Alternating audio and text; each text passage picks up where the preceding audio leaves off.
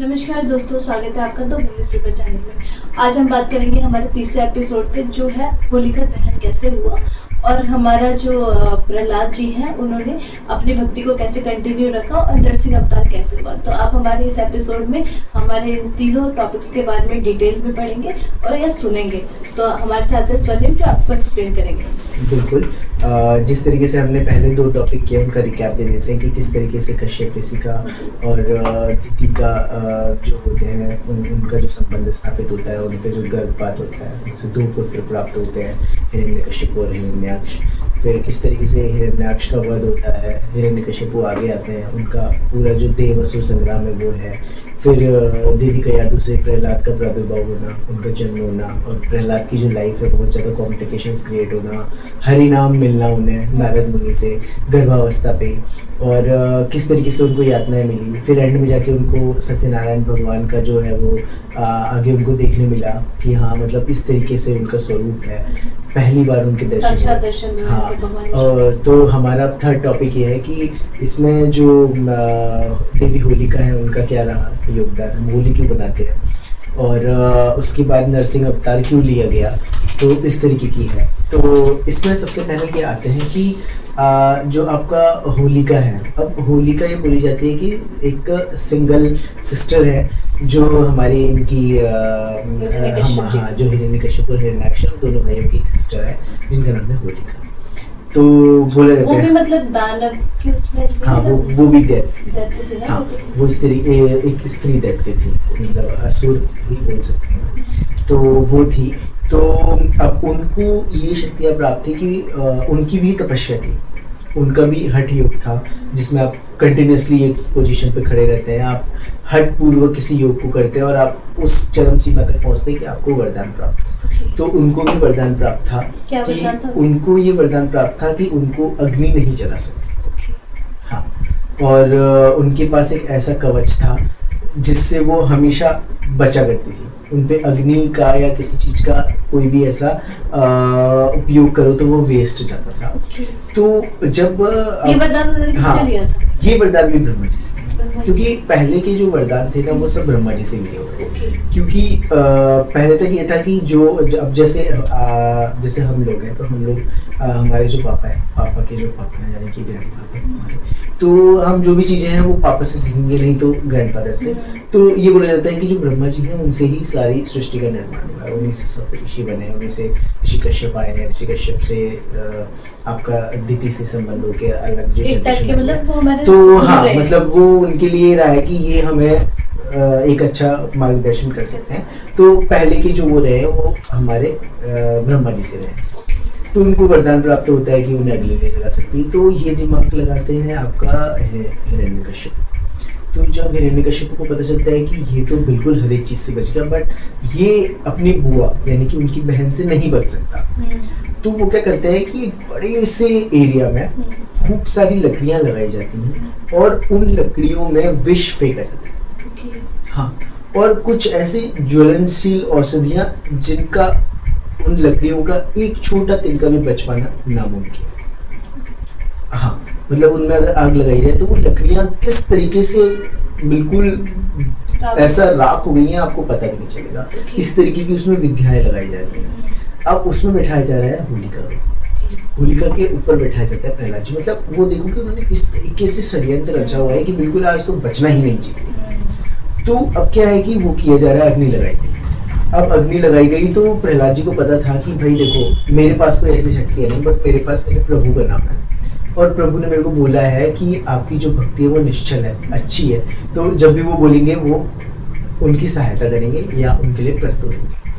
तो इतनी भक्ति उनकी स्ट्रॉन्ग है। तो जब वो अपना नाम उच्चारण करना चालू करते हैं प्रभु का, ओम नमो भगवते वासुदेव, ओम नमो भगवते वासुदेव, ओम नमो भगवते वासुदेव, तो आग भी जलती जा रही है। अब क्या होता है कि कुछ टाइम बाद दिख रहा है कि जो होलिका है ना, उनका जो उनका जो प्रोटेक्शन था वो कहीं ना कहीं वीक होता जा रहा है, उस मंत्र की ध्वनि से कहीं ना कहीं वीक होता जा रहा है। तो वीक होते होते होते होते होते होते उनके चरणों से आग पकड़ना चालू होती है।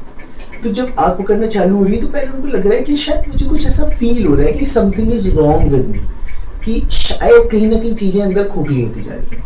उनको रिकग्नाइज करने में जितना टाइम लगता है उतनी देर में उनकी पूरी बॉडी आग पकड़ ली थी।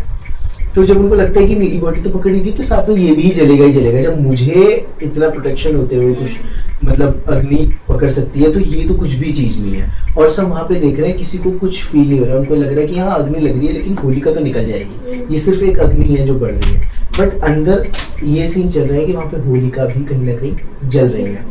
तो जलते जब सब चीज़ राख हो गई है तो वहाँ पे सिर्फ प्रहलाद जी बचे, बिल्कुल भस्म में पूरा रमे हुए, इस जगह जगह उनके राख लगी है पूरा, बट उनको कुछ नहीं हुआ और उनको एक तिनका भी कुछ नहीं होता। तो जब ये सब चीजें देखते हैं तो सारे के सारे असुर मतलब इतना शॉक्ड है कि वो जानना चाहते हैं कि भाई तूने ये कैसे किया है, क्योंकि एक नाम के इतना आपका बोलने से इतना किसी पे इफेक्ट नहीं होता। तो उसको वापस सभा में लाए गए तो बहुत बहुत उसको प्रताड़ित किया गया। अब उस पहले तक क्या था कि वो अलग अलग जगह से प्रताड़ित करवा था, अब वो खुद ही उतर आया है। अब हिरण्यकश्यप को खुद ही मतलब एक तरीके से बोलते हैं ना, खुद मैदान में एक राजा उतर आया है, तो उस तरीके से खुद ही उतर आए हैं। तो बोलते हैं कि बता कहाँ कहाँ है भगवान, बोलते हैं वो सूर्य में भी भगवान है, चंद्र में भी भगवान, इंद्र के उस सिंहासन में भी भगवान है। तो वो जहाँ जहाँ बोलते हैं उन सब चीज़ों को वो डिस्ट्रॉय करना लग जाते हैं।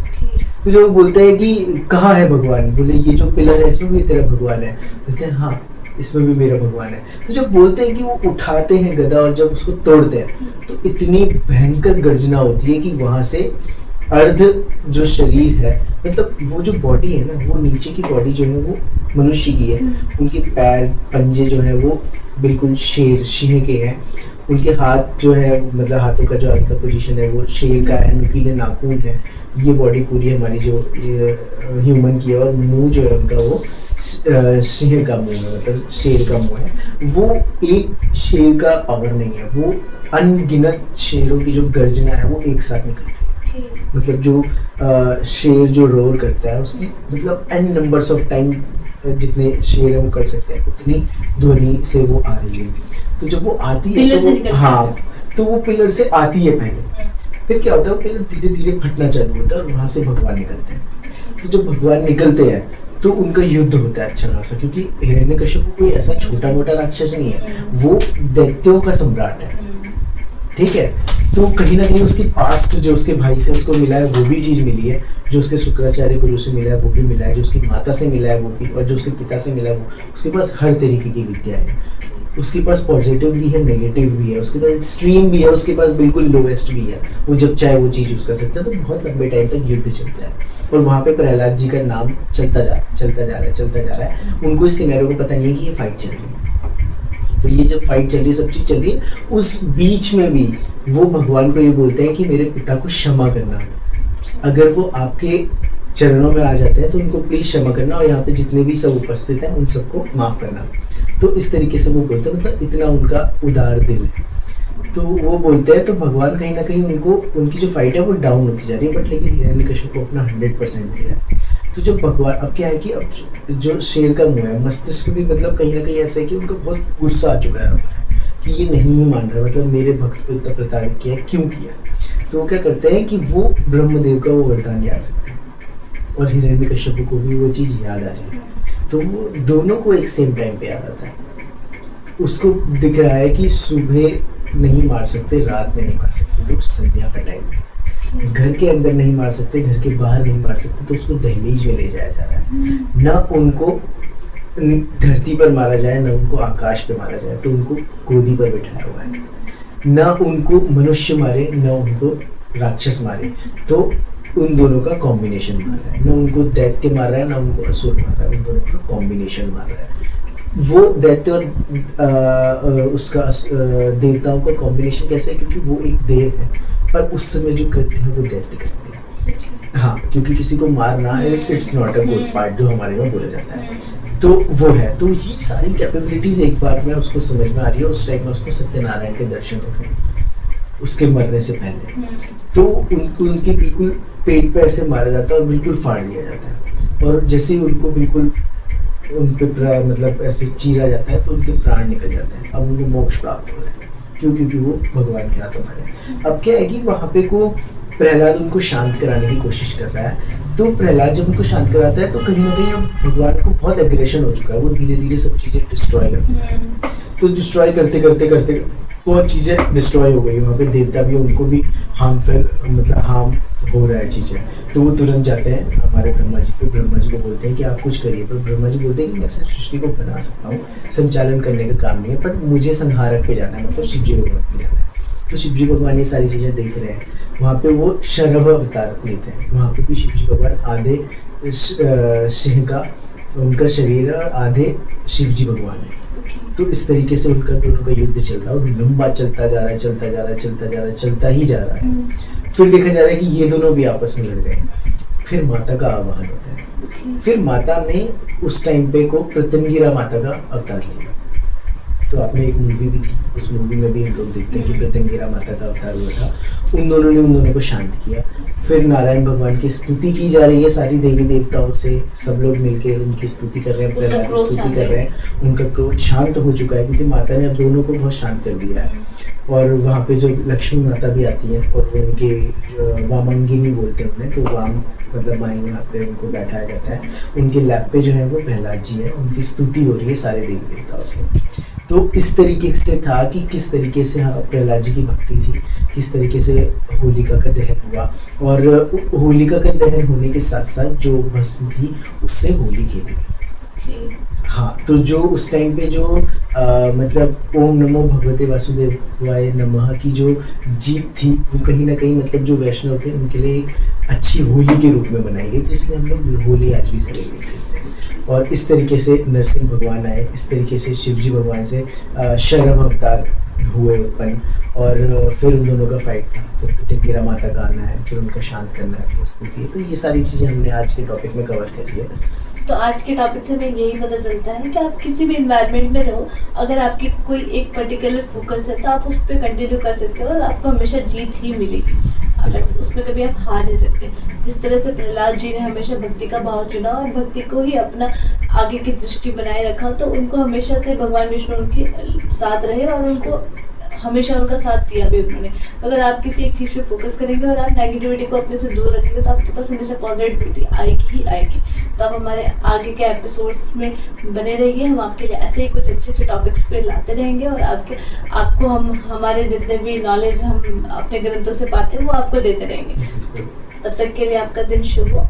नमस्कार। और प्लीज़ हमारी वीडियोस को लाइक शेयर करें और प्लीज़ सब्सक्राइब करना जरूर मतलब बिल्कुल भी ना भूलें। और बहुत ज़्यादा सब्सक्राइब करें, वीडियो को अपने दोस्तों में भी भेजें, उनको भी शेयर करें, उनको भी सब्सक्राइब करवाएं। और please hit the bell icon. और आप कुछ और सुनना चाहते हैं हमसे तो प्लीज़ हमको कमेंट कर सकते हैं, मेल कर सकते हैं। और कुछ टाइम में हम लोग आपको एक बहुत अच्छी कथाओं के साथ और आगे अपना चैनल में लेकर आएंगे। तब तक के लिए बने। नमस्कार।